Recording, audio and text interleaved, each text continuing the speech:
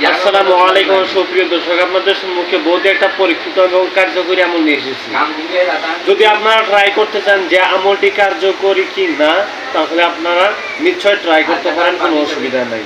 কারণ এটি হলো কোরআনী আমল, এই আমলে কোনোদিনও বৃথা যায় না।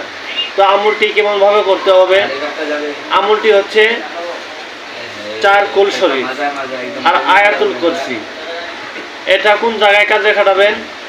যে কেউ যদি স্বপ্নে দেখে যে স্বপ্নে আমাকে সাপ দাবড়াচ্ছে, মোষ দাবড়াচ্ছে, গরু দাবড়াচ্ছে, বাঘ দাবড়াচ্ছে, বহু ধরনের এমন স্বপ্ন দেখে থাকে, তো তাদের জন্য করণীয় হলো যে এই 4 কুল শরীফ আর সূরা আয়াতুল কুরসি এইটি পরে নিজের সিনায় ফুঁক দেওয়া।